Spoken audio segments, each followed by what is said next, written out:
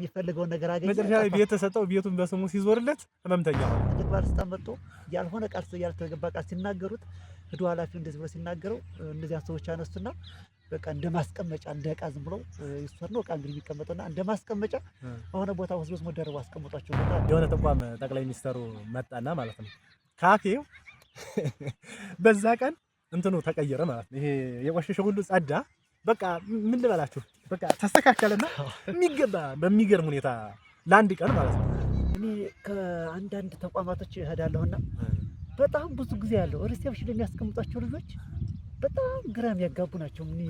በጣም ራሳቸው ጋር የተጣሉ እንኳን የተቋሙን ራዕይና ተልእኮ አስረድተው ያን የሚመጣውን እንግዳ ወደ እንትሉ የሚመሩት ከራሳቸው ጋር የተጣሉ የተለያዩ ቋንቋዎችን የማይናገሩ በቃ እኔ አላውቅልህም ስትጠይቃቸው እኔ አላውቅልህም የሚሰጡት መልስ ራሱ አጥጋቢ ያልሆነ መልስ ነው እየሰጡ ያሉትና እንደዚህ እንዴት ታያቸዋለህ? ምናልባት ገጥሞ ከሆነ ድረስ በእርግጥ እንደየተቋሙ ይለያያል። አንዳንድ ቦታ ላይ ስትሄድ ለምሳሌ አሁን ባንክ ቤት የግል ባንክ ላይ ለምሳሌ እኔ አሁን አቢሲኒያ ባንክ ሲሄድ አቢሲኒያ ባንክ የጠቀስኩት እንግዲህ የተለየ ነገር ሆኖ ሳይሆን የግል ባንኮች ላይ እንዳጠቃላይ ሄድ አቢሲኒያም ሄድ አዋሽም ባንክ የትም ሄድና ከስተመር አያያዛቸው በጣም የሚገርም ነው። በነገራችን ላይ ድክመት ያለው ይሄንን ካየህ የመንግስት ተቋማት ላይ ነው። ለምን እንደው ታውቃለህ? አንድ የህዝብ ስለሚበዛ ይመስለኛል። ሁለተኛ ደግሞ የመንግስት ነው። የሆነ ነገር ትርፍ ቢመጣ መንግስት ላንተ ቦነስ አይሰጥም። አይተህ ከሆነ የግሎች ላይ ወይም እንደው አሁን እንኳን የልማት ድርጅቶች ላይ ቦነስ እየሰጡ ነው። ደስ ይላል። ለምሳሌ አሁን ኢትዮ ቴሌ፣ ሌሎች እነዚህ ቤቶች ኮርፖሬሽን፣ ሌሎችም ብትሄድ የልማት ድርጅት ተቋማት ማለት የልማት ድርጅት ላይ ቦነስ ስላለው አሁን አሰራራቸውም የተሻለ ሆኗል። አሁን አይተህ ከሆነ ከሲቪል ሰርቪስ ይልቅ የልማት ድርጅት ላይ ብትሄድ አሁን ወደ መንግስት ስትሄድ የተሻለ ነው። ምክንያቱም የሚገኘው ገቢም አሁን ትንሽ ያለ ያለ ሆኗል። እነዚህ ሲቪል ሰርቪስ ካሉበት ወይም አንዳንድ የመንግስት መስሪያ ቤት ካሄድክ ግን ጀስት መንግስት ለትርፍ አይደለም የሚሰራው ህዝብን ለማገልገል ነውና ኦልሞስት ፊክስድ ሲሆን እኔ ሰው ይሰለቻል ይመስለኛል። የግል ሲሆን ግን እንትኑ ጠንካራ እንትን ይወስድ ይመስለኛል። ይሄ አመራሩ ከስተመር የሆነ ነገር ቢሆን አንተ ላይ ነው ቀጥታ እርምጃ የሚወስደው። የመንግስት ሲሆን ደግሞ ምንም የለምና ለዚህ ነው አንዳንድ ተቋማት ላይ ስትሄድ እንደዚህ የሚገርም ነው። በጣም እኔ ብዙ ተቋማቶች የመንግስት ተቋማት ያይቻለሁና ሪሴፕሽን ላይ የሚያስቀምጣቸው ልጆች ጭራሽ ከምሬት ነው የሚናገሩ። ከራሳቸው ጋር የተጣሉ ራሳቸውን ማገናዘብ የማይችሉ የተቋሙን ራዕይና ተልእኮ አስረድተው ወይም ደግሞ የምትጠይቀውን ኃላፊ እዚህ ቦታ ነው ያለ ብለው የማያስረዱ። እኔ አሁን በቅርቡ የሆነ ተቋም ገጠመኝና አሁን እዚህ ላይ ስሙን መጥራት አልችልም እና የሆነን ፈልጌ ነው የሆነ አካል ኃላፊውን ፈልጌ ነው ስላት ምን ታደርግ ነው የመጣው? ለምን ፈልገው ነው? እንዲሁም መግባት አትችልም አንተ ምናምን ነገር ነው። በቃ ብዙ ግልምጫ ነገር ነው የምታሳየውና ስለዚህ እንደዚህ አይነት መስሪያ ቤቶች ማስቀመጥ የለባቸውም የሚል እኔ አቋም አለኝና ቢያንስ ራሳቸውን ፕሮቶኮል ይጠብቁ፣ የተቋሙን ራዕይና ተልእኮ የሚያስረዱ በተለያዩ ቋንቋዎች የሚችሉ ቢሆን እንደውም ይመረጣሉ። እሱ ብቻ ይምሰልህ። ሰራተኛ ማንን ይመስላል?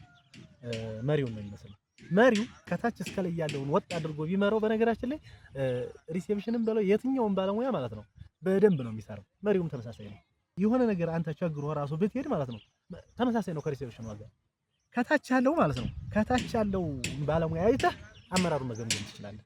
ከላይ ያለው አመራር የሚገርም ከሆነ ማለት ነው ተቋሙ ብትሄድ የሚገርም ስራ ነው የምታገኘው። እና አንዳንዴ እኔ አሁን ሪሴፕሽን እንትሩ ሰራተኛው ምናምን ለምሳሌ አሁን መታወቂያ ልታወጣ ስትሄድ ለምንድነው ሰራተኛው ላይ አብዛኛው ትኩረት ያደርጋል?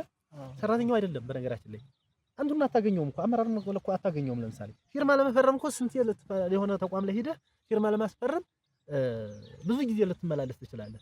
ይሄ ሰውዬ አሁን ሪሴፕሽኗ እንደዛ ባትሆን አይገርምህም። ምክንያቱም እላይ ያለው አመራር መስሪያ ቤቱን በደንብ የማይሰራበት ነው። በቃ ለስሙ ሲምቦል ተቀመጠ እንጂ ከታች አሁን ሪሴፕሽን ካልከው ጋር ተመሳሳይ ነው እንጂ ከላይ ያለው በጣም የሚገርም ሆኖ የሚያሰራ ከሆነ ማለት ነው ከታች ያለው የበለጠ ሰራተኛ ነውና እኔ ከአንድ ተቋም ስትሄድ ማረጋገጥ ያለብህ የታችኛውን ሰራተኛ አክብሮት፣ ስራ፣ ጥንካሬ አይተህ አመራሩን መገመት ትችላለህ።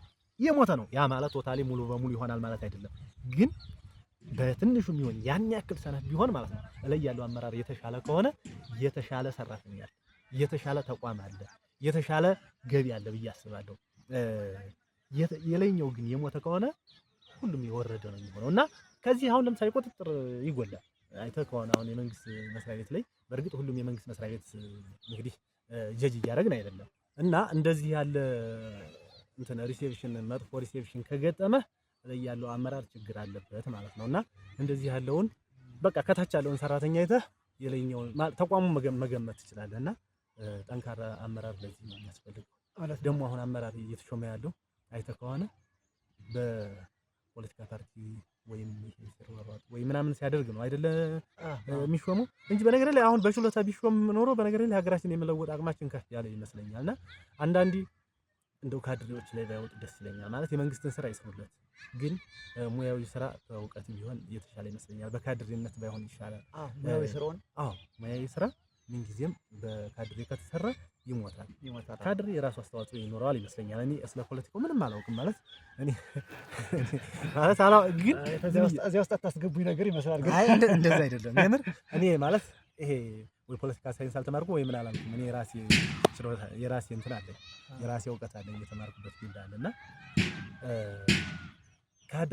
ከካድሬም ሆኖ እኮ እንትን ጥሩ ሊኖር ይችላል አይደለም እና ግን ተመርጦ እውቀት ያለው ቦታው ላይ ቢዝ የተሻለ ይመስለኛል እና ሁሉም በእውቀት ቢመራ የተሻለ ይመስለኛል እና አስቸጋሪ የሚሆነው ግን ይሄ የተሯሯጠ ካድሬ ላይ የወጣ ጊዜ ማለት የሚፈልገውን ያገኛል። አስታውሳለሁ የሆነ እኛ ጋር አትክልት ይኮተኩት ምናምን ነበርና መጨረሻ ላይ ቤት ሲሰጠው ጠፋ። ከኃላፊዎቹ ፊት አትክልት ይኮተኩታል። እንትኖቹ ኃላፊዎቹ ሲመጡ ጫማ ኦልሞስት መጥረግ ነው የሚቀረው። ይሯሯጣል እና ምን ላድርግ ምን ልስራ ይላል። ኋላ በቃ የሚፈልገውን ነገር አገኘ። መጨረሻ ላይ ቤት ተሰጠው። ቤቱን በስሙ ሲዞርለት ህመምተኛ ሆነ አይደል? ይሄ የምር በጣም ነው የሚገርመው። እንደዚህ አይነት ነገሮች አሉና ምን እንትላል መሰለህ ኋላችን ልጅ እንደዛ ስጠይቃቸው ሪሴፕሽን ጋር ያሉ ሰዎችን አንዳንድ ብዙ በቃ ለመጠየቅ ሞክሬ ነበርና ስጠይቃቸው የተለያዩ ሰዎች አይ ስለሚያማቸው ነው ምን ስለሚላቸው ነው እያሉ እንደዚህ የሚል ሰበብ ይሰጣሉና ኋላ እንደገና ምን ታደርግ አንድ በቃ የሆነ ትልቅ ባለስልጣን መጥቶ ያልሆነ ቃል ያልተገባ ቃል ሲናገሩት ሂዶ ኃላፊው እንደዚህ ብሎ ሲናገረው እነዚያን ሰዎች አነሱና በቃ እንደ ማስቀመጫ እንደ ዕቃ ዝም ብለው ይወሰድ ነው ዕቃ እንግዲህ የሚቀመጠውና እንደ ማስቀመጫ በሆነ ቦታ ወስዶ መደረቡ አስቀምጧቸው ቦታ አለ። አንድ ምሳሌ እንደውም እንደዚህ ያደረጉ ቦታዎች አሉና በቃ ስለሚያማቸው ሪሴፕሽን ብናስቀምጠው ሰው ያስቀይማሉ፣ ብናባራቸውም ሌላ ችግር ነው። ግን በቃ ሌላ ቦታ ይወስደን ዝም ብለን እናስቀምጣቸው ብለው እንደ ማስቀመጫ ሌላ ቦታ ወስዶ ያስቀምጧቸው ሰዎችም አሉና ማለት እዚህ ጋር እንዴት እሱ ነው ቅድም ብዬሃለሁ። እና እንትን ነው የሆነ ጊዜ ላይ የሆነ ተቋም ጠቅላይ ሚኒስተሩ መጣና ማለት ነው ካፌው በዛ ቀን እንትኑ ተቀየረ ማለት ነው። ይሄ የቆሸሸ ሁሉ ጸዳ። በቃ ምን ልበላችሁ በቃ ተስተካከለና በሚገርም ሁኔታ ለአንድ ቀን ማለት ነው ካፌው ተስተካከለ። የሚገርም ለሰራተኛው የሚቀርበው ምግብ ማለት ነው በደንብ ተስተካከለ።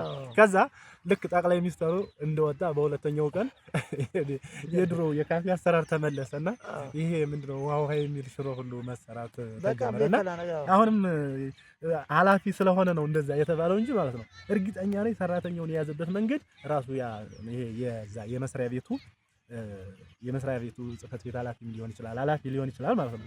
የዛ ስነ ምግባር ሙሉ እዛ ተቋም ላይ ያለ። በነገራችን ላይ በደንብ የሚያስተዳድር ከሆነ ከታችኛው ቅድም ብያለሁ የግል እንትኖች ላይ ሄድ፣ የግል ተቋማት ላይ ሄደ አንድን በቃ ከና አለባበስ ማለት ነው። በእርግጥ ከና አለባበስ ስል ደግሞ ምንም አምጥቶ ፕሮቶኮሉን ምንም ማድረግ ስለማይችል አንዳንዴ የግል ይከፍልሃል፣ የከፈለህን ትለብስበታለህ። በነገራችን ላይ ቅጥረኛ ስትሆን እንደዛ ነው፣ በደንብ ይከፍልሃል። በእርግጥ ይሄና ያኗኗር ዘይቤ በትክክለኛ ጥሩ ሆኖ ሊቀጥል ይችላል እና ጽድት ያለ ከነ ፕሮቶኮላቸው ጽድት ያሉ ናቸው የግሎች ላይ ስትሄድና እዚህ ላይ መንግስት ተቋም ላይ ስትሄድ የአመራሩ ችግር ነው።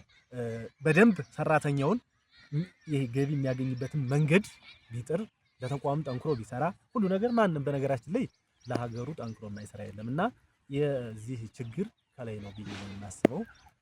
እንደዚህ ያሉ ችግር ሲገጥ ሌላ ጊዜ ምን ብላ ትረዳለህ መሰለህ አመራሩን እኔ በዛ ነው ጀጅ የማደርገው። እኔ ራሱ ያንን እነሱ ነው የሚመስለው ብዬ ነው የማስበው እና በዚህ ጉዳይ ብታየው ብዬ ነው የማስበው። እሺ አመሰግናለሁኝ። ስለዚህ ውድ ተመልካቾቻችን በቃ ስለዚህ ያለውን ጉዳይ አስተያየት ስጡን። ኮሜንት፣ ሼር፣ ሰብስክራይብ አድርጉ። በተለያዩ በሌላ ደስ እስከምንገናኝ ድረስ ሰላም ሁኑ።